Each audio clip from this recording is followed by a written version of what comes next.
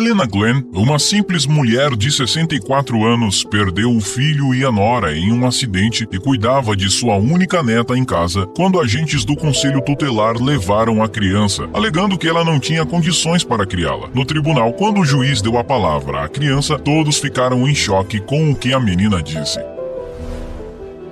A família Glenn não era exatamente comum. A mulher, o marido e a filha de 4 anos moravam na pequena cidade de Yellowknife, uma região montanhosa do Canadá. Suas montanhas garantiam ao casal o sustento de sua família e a emoção que os movia. Os dois trabalhavam como guias de montanha e levavam pequenos grupos de turistas para conhecer aquela região quase desconhecida do país. Eles guiavam pessoas de diversas partes do mundo para apreciar e fotografar os cenários mais incríveis possíveis, além das trilhas noturnas em busca da maravilhosa aurora boreal. Diante do fenômeno, turistas de todas as idades se tornavam crianças novamente. Alguns se ajoelhavam observando o céu se mover, outros agradeciam em lágrimas. Proporcionar isso para os visitantes enchia o casal de orgulho e tinha mais valor do que qualquer recompensa financeira. Porém, embora muitas profissões tenham seus riscos, a carreira escolhida pelo casal estava dentre as mais perigosas. Cada vez que iniciavam uma trilha, a lista do que podia dar errado era enorme. Desde encontro com ursos, quedas em fendas no gelo e avalanches. Em uma tarde ensolarada que fazia 4 graus Celsius, o casal estava guiando um grupo pelas montanhas quando um turista acabou se acidentando por imprudência. Eles não tiveram outra opção a não ser ficar com o rapaz até que o socorro chegasse, já que aparentemente ele havia quebrado o tornozelo e não podia andar. O resto do grupo conseguiu descer a montanha com o auxílio de um terceiro guia. 45 minutos de espera foram suficientes para que o clima naquela montanha gelada se transformasse em uma ameaça. O vento aumentou, fazendo a sensação térmica despencar. O casal não quis alarmar o rapaz machucado, mas estava claro para eles que aquelas condições podiam gerar um problema sério. Por conta das rajadas de vento, as equipes de resgate aérea e terrestre não foram autorizadas a subir a montanha até que o tempo se estabilizasse. Na cidade abaixo, a nevasca inesperada já estava causando estragos, e foi questão de minutos até que chegasse também a montanha, varrendo tudo o que estava à sua frente. Apenas 13 horas depois, quando as rajadas de vento deram trégua, um helicóptero de resgate subiu até o local onde os 3 aguardavam. A equipe sobrevoou o lugar e não viu ninguém. 2 socorristas desceram do helicóptero para procurá-los, mas não havia qualquer pista deles e ninguém respondia a seus chamados. Depois de 20 minutos de busca, os socorristas já se preparavam para voltar ao helicóptero e procurar em outro ponto da montanha quando um deles viu uma luva no chão. Ele puxou a luva com delicadeza, revelando um braço esticado preso a ela. O socorro havia chegado tarde demais. A filha do casal se chamava Ellie e tinha só 4 anos de idade na época. Ela estava com a babá esse tempo todo, como de costume, já que o casal estava trabalhando. A polícia então procurou a avó da menina para dar a triste notícia. Helena Glenn era uma mulher madura de 64 anos de idade, muito ativa e ligada à sua família. Ela falava quase todos os dias com o filho e a neta por chamadas de vídeo, já que não saía muito de casa e pudesse dar assistência ao seu marido cadeirante Henry Glenn, avô de Ellie. Helena estava fazendo atendimentos na agência de viagens em que trabalhava quando recebeu a visita do chefe de polícia local. Quando foi informada do falecimento de seu filho e da esposa dele, Helena não suportou a dor e caiu aos prantos ali mesmo, na frente de clientes e de sua chefe. Ela nunca tinha chorado de forma tão desesperada e inconsolável antes. A senhora já tinha vivido momentos difíceis na vida, como um acidente que deixou seu marido debilitado para sempre, mas nada era como perder um filho. Durante o funeral, Helena notou que Ellie não havia chorado ou falado uma palavra sequer. Como saber o que realmente se passava na mente da menina? Qual era o tamanho de seu sofrimento ou do entendimento de tudo aquilo? Meu amor, eu estou aqui pra você. Vovó vai cuidar de você pra sempre, disse Helena ao abraçar a neta, tentando confortá-la. Mas por mais que Helena se esforçasse, a vida da menina estava prestes a virar de cabeça para baixo. A casa de Helena era pequena e Ellie não tinha mais o seu próprio quarto. A avó também não tinha a mesma condição financeira que os falecidos pais da menina e, por isso, se viu obrigada a tirá-la do curso de francês e trocá-la de colégio. Helena sofria por saber que aquele era um momento péssimo para mais mudanças na vida da menina, mas seu salário na agência de viagens conseguia cobrir apenas seus custos e os remédios de seu marido. Ainda assim, a avó fez o possível para que a menina ficasse confortável e se sentisse amparada. Helena acordava cedo todos os dias para preparar o café da manhã da neta e conseguiu até mesmo alguns brinquedos novos no bazar do Exército da Salvação, realizado mensalmente na cidade. O avô fazia o que podia, mas suas limitações o impedia de brincar, como a menina gostava de fazer com seu pai, correndo por toda a casa com ela no colo, sendo jogada pra lá e pra cá. Já haviam passado meses desde que a garotinha se mudou pra casa da avó, e uma grande preocupação não saía da cabeça de Helena. Logo completaria 1 ano desde a chegada dela, e a menina não tinha dito uma palavra sequer. Sabe, Amber, eu estou muito preocupada com isso, disse Helena para sua colega de trabalho. Amber achou que o silêncio podia ser normal para uma criança de 4 anos. Deve ser a forma como ela encontrou para lidar com o trauma. Coitadinha, né? Disse a mulher. Mas aquilo ecoava na cabeça de Helena. Com frequência, a senhora pensava que estava fazendo tudo errado e que aquilo era sua culpa. A inquietação de Helena deu sinais mais palpáveis quando a professora da nova escola de Ellie ligou para a casa dos avós e exigiu falar com a mãe da menina, pois era um assunto de urgência. Helena não se sentiu confortável para explicar onde estava a mãe de Ellie e apenas disse que ela poderia tratar do assunto. Bom, que seja então. Eu estou aqui, na verdade, para fazer uma pergunta. Como a Ellie é em casa? Ela se comunica bem com seus pais, é ativa nas brincadeiras? Ao responder que a menina ainda não havia começado a falar, tudo piorou. Lamento, senhora, mas isso não é nada normal. Uma menina na idade dela já deveria estar falando e formando frases bem articuladas. Recomendo que você a leve em um médico o mais rápido possível para que seja visto um tratamento adequado, disse a professora. Helena marcou a consulta para aquela semana mesmo. O pediatra foi muito delicado durante o atendimento e a realização de exames, o que aumentou a confiança da avó. Eu sinto muito, dona Helena, disse o médico enquanto a menina aguardava na recepção, mas os sintomas da Ellie são muito parecidos com o de uma criança sofrendo estresse pós-traumático. Ela é perfeita em sua saúde física, mas o que aconteceu com seu filho e sua nora foi uma tragédia e não podemos ignorar isso. O médico acrescentou ainda que ela poderia ter problemas para sempre, caso seu quadro não fosse acompanhado com atenção. Helena estava assustadíssima com aquilo. Queria saber o que fazer para ajudar sua neta a desenvolver a fala e voltar a ser a menina sociável que já foi um dia. O médico disse que por enquanto deveria dar bastante atenção a Ellie, conversar com a garotinha com muita frequência, sempre encorajando ela, mesmo que ela não respondesse. Assim, com o tempo, ela poderia se sentir mais confortável a falar também. Além disso, ele recomendou consultas regulares com um psicólogo. Tudo parecia ter uma solução, mas Helena logo percebeu que precisaria de 2 coisas que não tinha de forma alguma: tempo e dinheiro. Dar total atenção para Ellie iria consumir o tempo do dia que ela estava no trabalho, e as consultas ao psicólogo iriam custar um dinheiro que deixaria um casal de avós endividado. Naquela tarde, Helena conversou com o marido o que estava acontecendo e deixou claro que não sabia como resolver aquilo. Henry disse que eles dariam um jeito. Eu arrumo um emprego se for preciso. Sei que ninguém vai querer contratar um velho em uma cadeira de rodas, mas eu posso tentar. Nossa neta precisa de nós e já passamos por tudo nessa vida, Helena. Não é isso que vai nos derrubar, disse o homem segurando a mão da esposa com confiança. Helena se animou com a disposição de Henry, mas na prática as coisas foram bem piores. Os avós se equilibravam entre conversar com sua neta e dar espaço a ela, encorajando-a da melhor forma possível. Eles faziam de tudo para que Ellie não se sentisse apenas confortável, mas amada e segura novamente. Embora eles amassem a menina, era cansativo conversarem sozinhos. Mas ela estava fazendo pequenos progressos. Dava para ver que a menina queria se expressar. Helena e Henry estavam dispostos a sacrificar tudo pela sua neta. Era possível ver esboços de sorrisos cada vez menos tímidos no rosto de Ellie, principalmente quando a senhora de idade estava na cozinha preparando alguma comida e contando suas histórias da juventude. Helena estava se dedicando de verdade, tão focada em sua neta que nem percebeu o que estava prestes a acontecer em sua vida. Em uma sexta-feira, a dona da agência de viagens chamou Helena em sua sala e disse sem rodeios que ela estava demitida. A expressão no rosto da avó era de surpresa muda. Ela sabia que tinha se dedicado menos ao trabalho nos últimos meses. Saía mais cedo quando o movimento estava menor e entrava mais tarde em dias menos atarefados. No entanto, todos sabiam que ela tinha uma criança em casa e achava que entendiam o esforço que ela precisava fazer para cuidar da saúde mental de sua neta. Isso aqui é um negócio, Helena. Sem resultados, o negócio quebra. É simples assim, disse a jovem nova diretora da agência. Helena estava pasma. Aquele era o pior momento do mundo para ficar sem um emprego. A diretora argumentou que a idosa não estava mais concentrada no trabalho como antes e não rendia a mesma coisa. Helena trabalhava naquela agência há 12 anos, praticamente desde a inauguração, e exigiu uma explicação mais honesta e contundente, já que sabia que a sua participação não tinha como afetar diretamente os resultados financeiros da agência. É preciso mesmo dizer, você é uma dinossauro aqui dentro e esteve presente durante toda a vida da empresa, mas não é mais eficiente como era antes. Está ultrapassada. Além disso, sua cabeça parece estar em outro mundo. Uma amiga da faculdade tomará sua vaga a partir de segunda-feira. Você está demitida. Sem alternativas, Helena deixou sua dignidade de lado e implorou para manter o emprego, dizendo aos prantos que sem um salário não teria como sustentar as necessidades do marido e de sua neta. Mas ela apenas ouviu mais palavras duras da jovem chefe. Essa garota nem sua filha é. Entregue ela para adoção e deixe o universo tomar conta disso, disse a jovem diretora. Após ouvir essa frase lamentável, Helena ergueu a cabeça e se retirou o mais rápido possível do local. Não queria ficar nem mais um segundo sequer ao lado daquela mulher horrível. Ela não sabia como pagaria pelo tratamento psicológico da neta e pelos remédios necessários para seu marido. Também não sabia como dar aquela notícia a Henry e por isso teve que procurar as forças dentro de si mesma para conseguir voltar para casa. Mas o caminho de volta deu tempo o suficiente para que Helena pensasse em uma saída. Mal chegou em casa e saiu de novo. Ela foi de porta